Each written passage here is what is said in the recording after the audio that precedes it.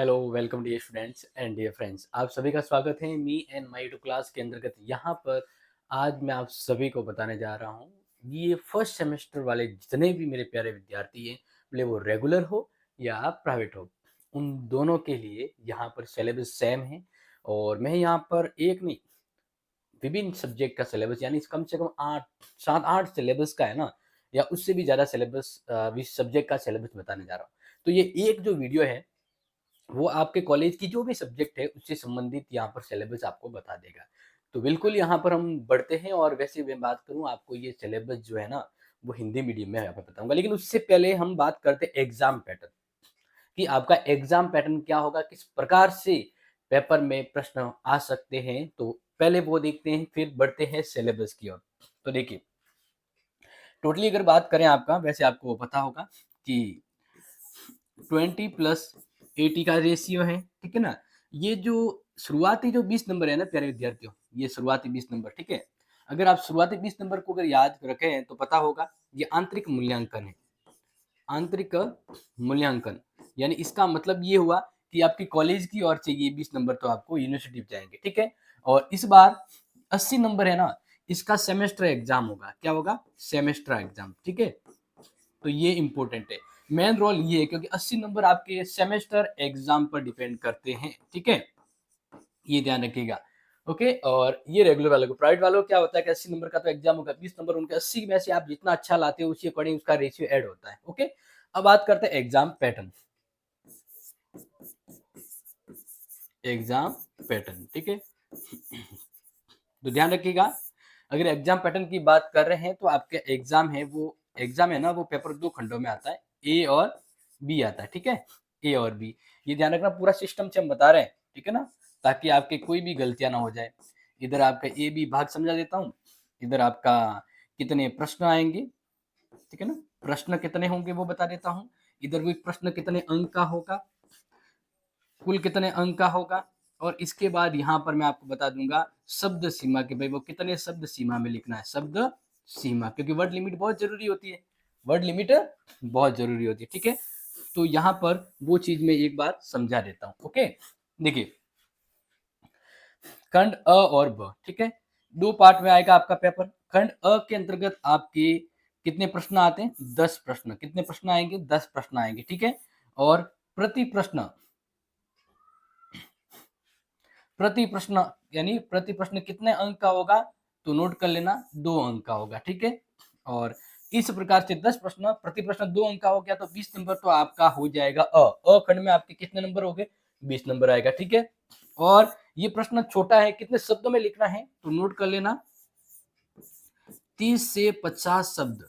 30 से 50 शब्द में, यानी अगर मैं बात करूं तो 3 से 4 लाइन पर्याप्त रह जाती है। तो ओके, ये हो गया आपका। मैं बात करता हूँ यहाँ पर, समझेंगे। तो ये अखंड क्या हो गया? अखंड हो गया, समझ में आ गया? अब अखंड के अंतर्गत आपके 20 नंबर आ जाएंगे, ठीक है? अब बात करते हैं ब खंड की, प्यारे विद्यार्थियों। तो ध्यान रखिएगा, ब खंड के अंतर्गत देखो, टोटल आपकी यूनिट कितनी होती है? आपकी यूनिट कितनी है? यूनिट है 5। तो इसलिए हर यूनिट से दो दो प्रश्न, तो 10 प्रश्न हो जाते हैं, और पर नंबर 2, ठीक है ना? इस तरह ध्यान रखना। इसका मतलब सेमेस्टर एग्जाम में 500 यूनिट आती है, और छोटे प्रश्न पर यूनिट से 2 आते हैं। अब बात करते हैं बड़े प्रश्न। तो बड़े प्रश्न ध्यान रखना यहाँ पर, वेरी वेरी इंपॉर्टेंट, कि प्रश्न कितना आएंगे? प्रश्न आपके 10 आते हैं, ठीक है? लेकिन प्रश्न ये जो 10 है ना, वो प्रश्न 10 क्या है? अथवा में होते हैं। क्या होते हैं? अथवा में, ठीक है? इसलिए उसमें से आपको करने कितने हैं? करने सिर्फ 5 ही हैं। करने कितने? 5 ही है। जैसे ये एक प्रश्न आ गया, फिर या ऐसे आ गया, इन दोनों में से एक करना है। यानी पर यूनिट से 2 प्रश्न आते हैं अथवा में, लेकिन करना एक है। इस प्रकार से हर यूनिट का एक प्रश्न करेंगे आप, तो 5 प्रश्न हो गए। और प्रति प्रश्न जो है ना, ये बड़ा रोल है। प्रति प्रश्न है वो कितने नंबर का होगा? 12 नंबर का होगा, ठीक है? प्रति प्रश्न 12 नंबर का, तो 5 प्रश्न करते हैं तो कितने हो गए? 12 पंजे 60 नंबर। कितने हो गए? 60 नंबर हो गए, ठीक है? ये ध्यान रखना, यानी कुल 60 अंक का हो गया ब। पार्ट ब आपका हैवी होता है। फिर इसके बाद करते हैं शब्द सीमा, कितने शब्दों में बड़ा प्रश्न करना है? तो ध्यान रखना, 500 शब्दों में करना है। कितने शब्दों में ये करना है? 500 शब्दों में करना है। इसका मतलब ये हो गया कि 4 पेज तो आपको भरना ही भरना है। बाकी आके आप 5 पेज भर सकते हैं, लेकिन 4 पेज में ये उत्तर सफिशिएंट हो जाता है। इस प्रकार से यहाँ पर आपके कुल कितने नंबर हो गए? 80 नंबर हो गए, ठीक है। अब ये भी बता देता हूँ कि ये जो एग्जाम है इसका टाइम कितना होगा, ठीक है ना। यानी एग्जाम आपको देते हैं तो उस एग्जाम पेपर को करने का कितने टाइम दिए जाएगा आपका? 3 आवर। कितने घंटे दिए जाएंगे? 3 घंटे दिए जाएंगे, ठीक है। तो ये हो गया आपका एग्जाम पैटर्न। ऑल सब्जेक्ट, हाँ एक नहीं, ऑल सब्जेक्ट की बात कर रहा हूँ, यहाँ पर सभी सब्जेक्ट का यही एग्जाम पैटर्न रहेगा।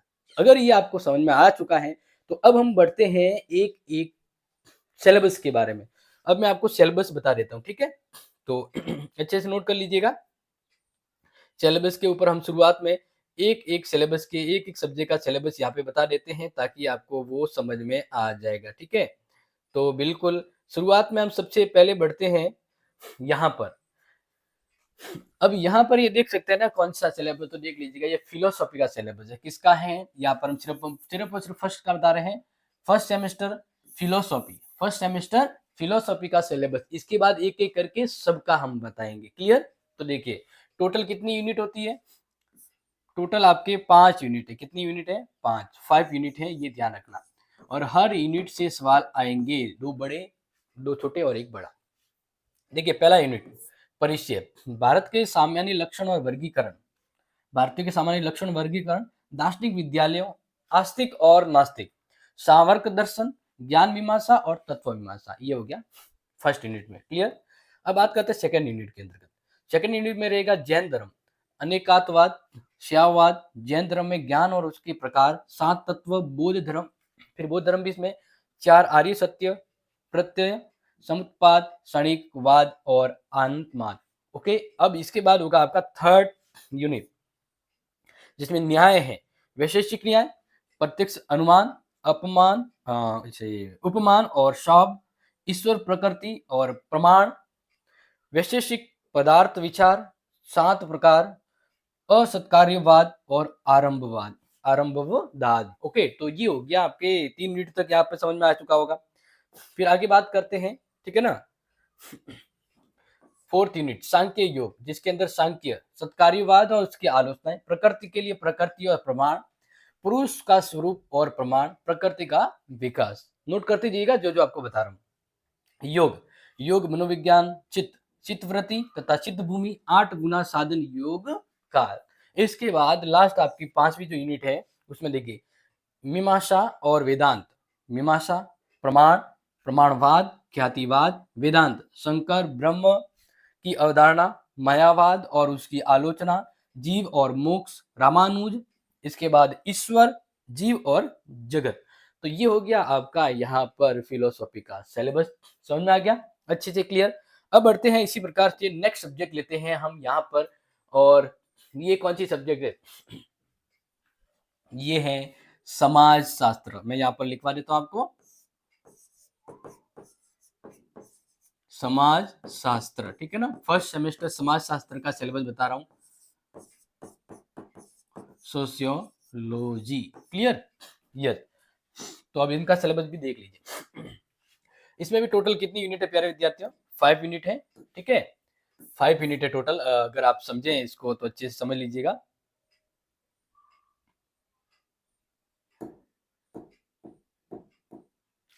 चलो ठीक है, देखिए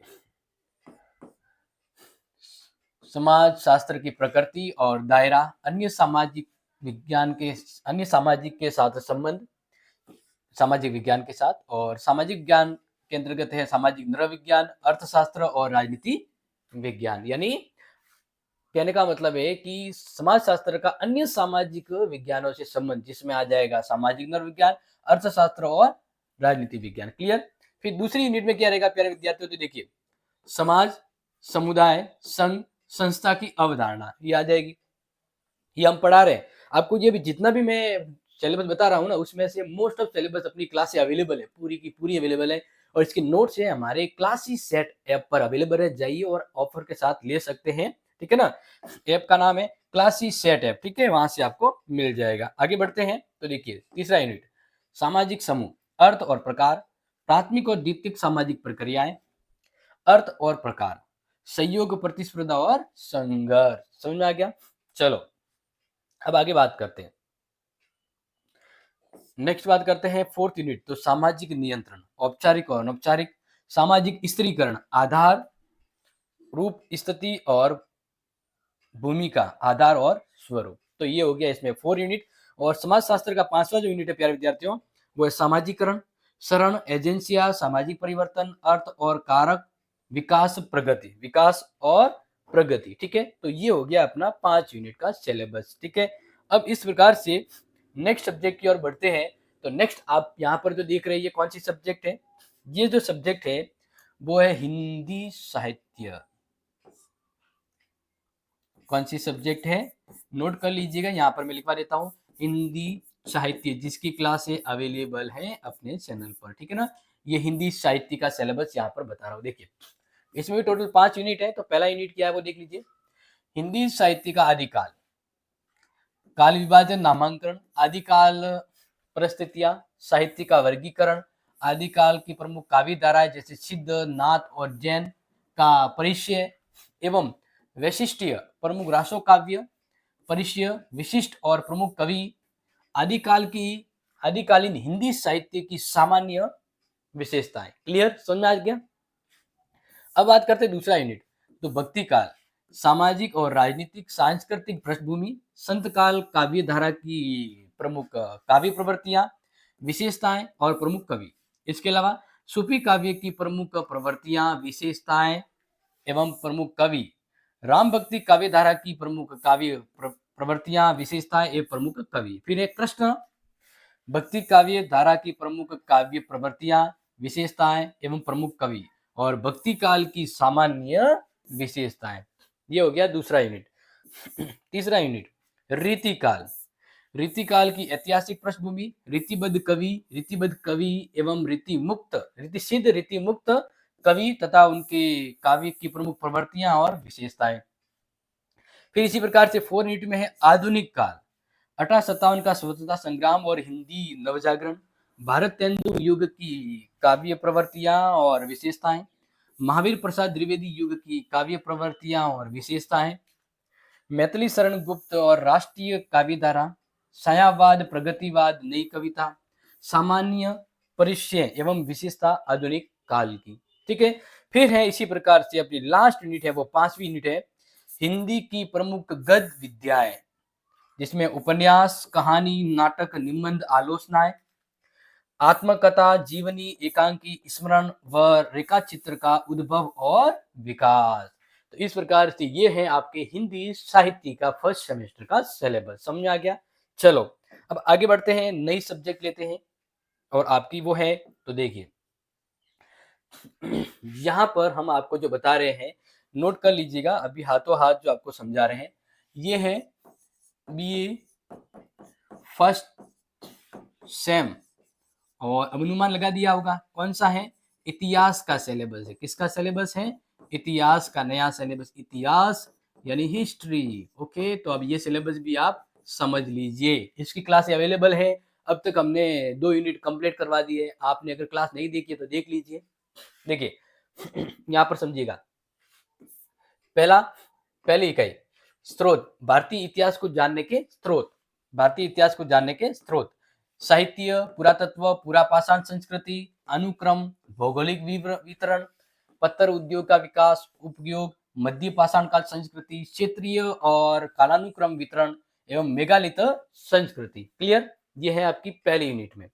फिर इसी प्रकार हिस्ट्री की दूसरी यूनिट देखें तो हड़प्पा सभ्यता, उत्पत्ति, वितरण, प्रमुख स्थलों की आकृति विज्ञान यानी मोहनजोदड़ो, हड़प्पा, कालीबंगा, लोथल और धौलावीरा, ये इस सभ्यता के अंतर्गत है, आपको पढ़ना है। फिर इनकी धार्मिक विशेषता और प्रथाएं, कला और वास्तुकला।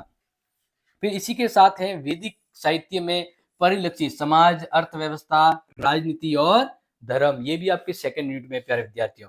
और इस प्रकार से मैं अभी आपको जो पढ़ा रहा हूँ, अभी जो क्लास चल रही है ना, वो 3rd यूनिट वाली क्लास चल रही है। तो इसके अंतर्गत यानी महाजनपदों का युग, प्रारंभिक राजशाही राज्य, गण संघ, मौर्य साम्राज्य, श्रीलंका और पश्चिमी एशिया के विशेष संदर्भ में राजनीतिक और सांस्कृतिक संबंध आप पढ़ेंगे।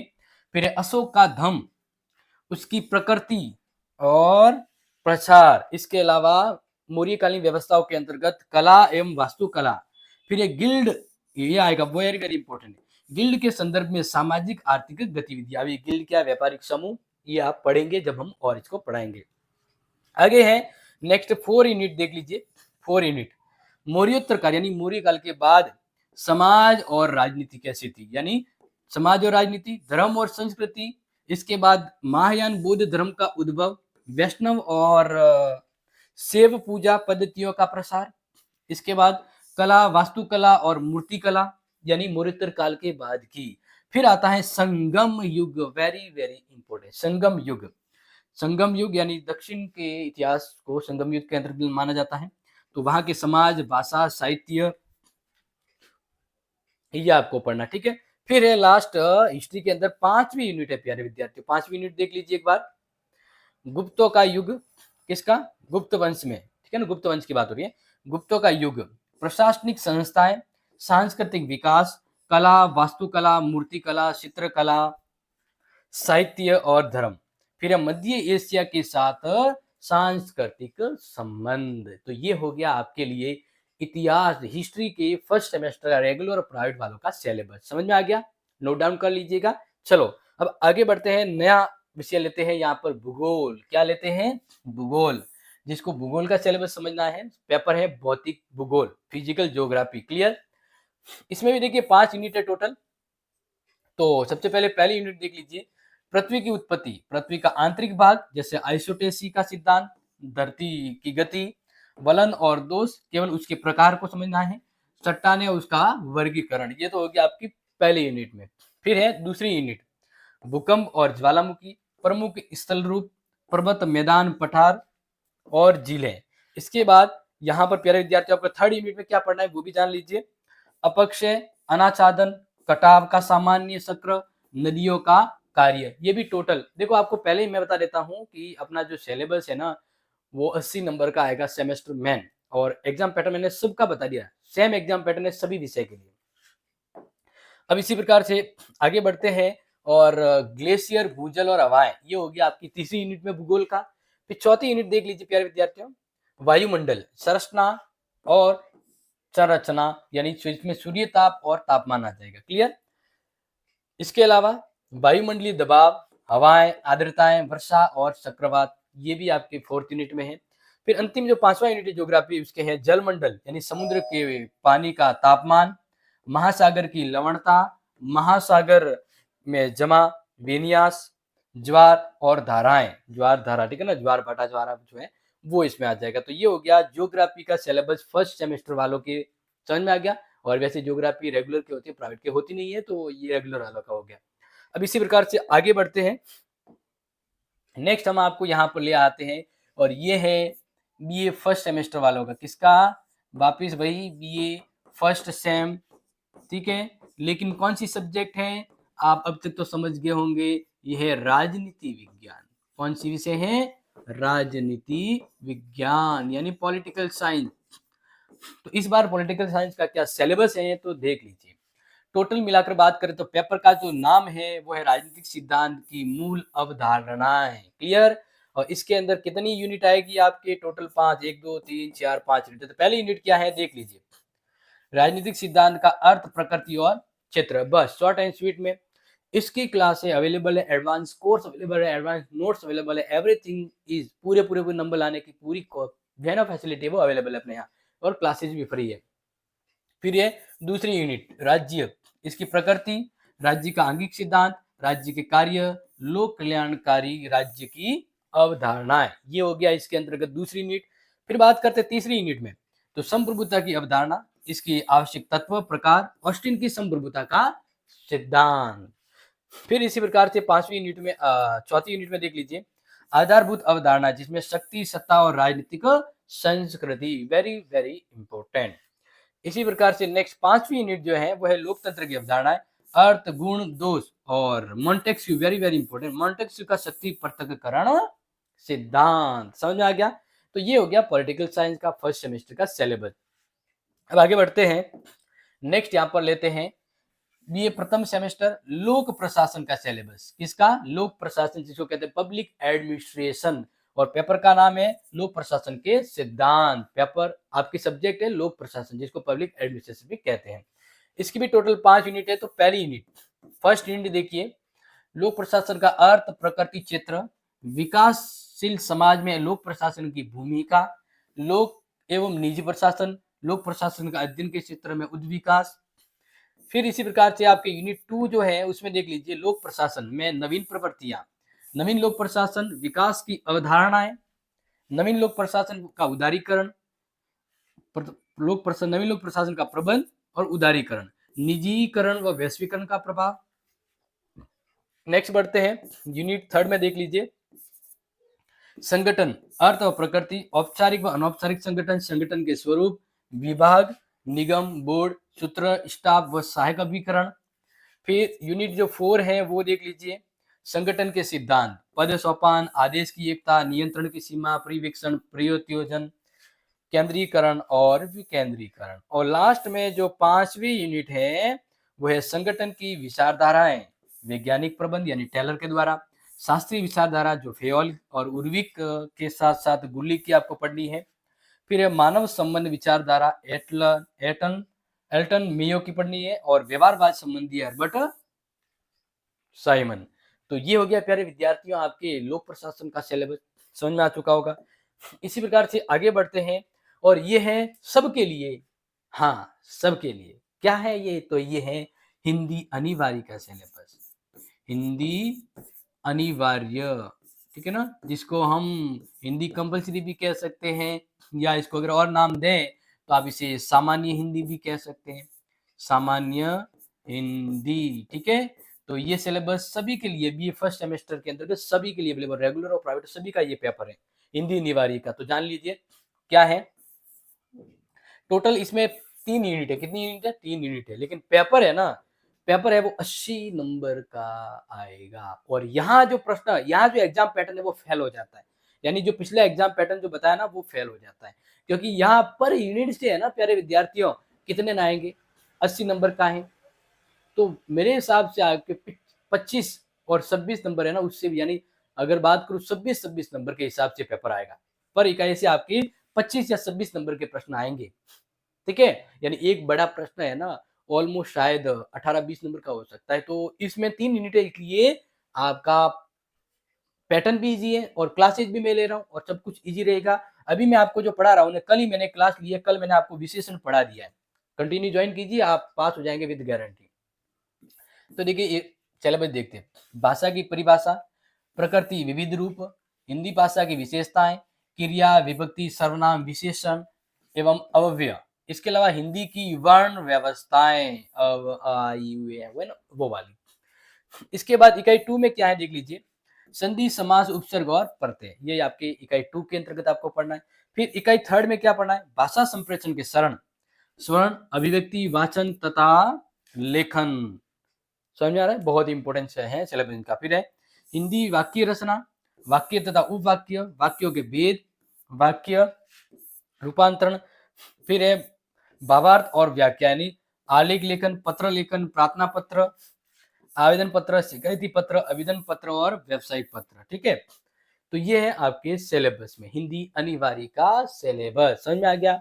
अब बताइए कुछ कंफ्यूजन है तो फिर बढ़ते हैं नेक्स्ट सिलेबस की ओर, ठीक है। चलो अगर आपने नोट कर लिया है तो अब बढ़ते हैं नेक्स्ट, और ये अपना जो सिलेबस है नोट कर लीजिएगा, BA first sem, BA first sem economic यानी अर्थशास्त्र, किसका सिलेबस है, अर्थशास्त्र का सिलेबस, इकोनॉमी का सिलेबस है, ठीक है।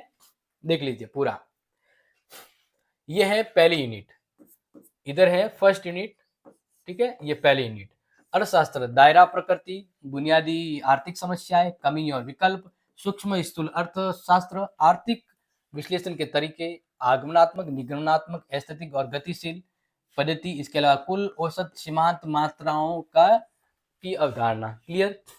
फिर ये है यूनिट 2, ये यूनिट 2 है, ठीक है। मांग की अवधारणा, मांग के प्रकार, मांग में परिवर्तन, मांग को प्रभावित करने वाले कारक, आपूर्ति की अवधारणाएं, बाजार संतुलन, अर्थव्यवस्था में मूल्य तंत्र की भूमिका, मांग की लोच की सरल अवधारणा।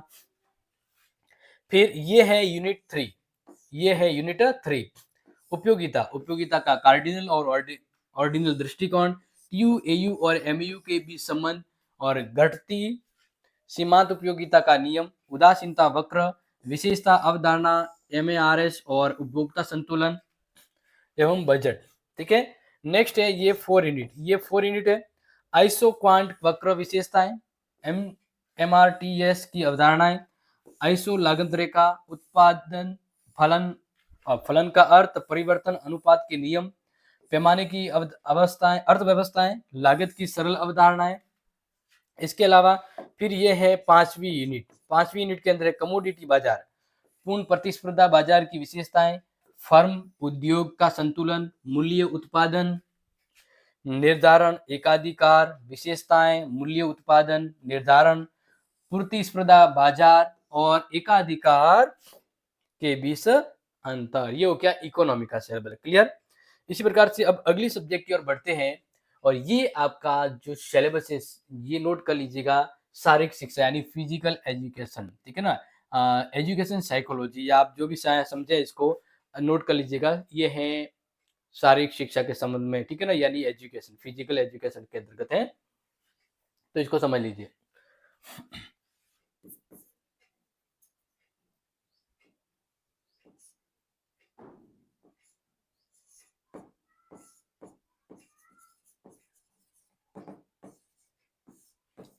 ठीक है ना, आपका जो पेपर है एजुकेशन, ये एजुकेशन है, क्या कहते हैं, फिजिकल एजुकेशन, जिसको हम कहेंगे शारीरिक शिक्षा के संदर्भ में। ठीक है, चलो देखिए अब इकाई फर्स्ट, शारीरिक शिक्षा और खेल की ऐतिहासिक विकास। वैदिक काल, महाकाल और बौद्धिक काल ग्रीस के नगर राज्यों की शारीरिक शिक्षा। ओलंपिक संघ, भारतीय खेल प्राधिकरण, LNIP, ग्वालियर अर्जुन पुरस्कार, द्रोणाचार्य पुरस्कार, मेजर ध्यानचंद खेल रत्न पुरस्कार, तेंजिंग नॉर्वे राष्ट्रीय साहसिक पुरस्कार और मौलाना अब्दुल कलाम आजाद ट्रॉफी। फिर है यूनिट 2 के अंतर्गत आधुनिक ओलंपिक खेल, ओलंपिक की शुरुआत, ओलंपिक के उद्देश्य, ओलंपिक रिंग, ओलंपिक आदेश वाक्य, ध्वज, ओलंपिक चार्टर, उद्घोषणा, समापन समारोह। नेताओं आंदोलनों के द्वारा शारीरिक शिक्षा के विकास में योगदान, जॉन बेसेडो, जॉन फर्निज गुटमुथ, पेर हेनरिक लिंग, doctor PM Joseph, professor Karan Singh HC बक, DG बरखाकर, टर्नवियल आंदोलन और फेलोथ्रियोपियन आंदोलन।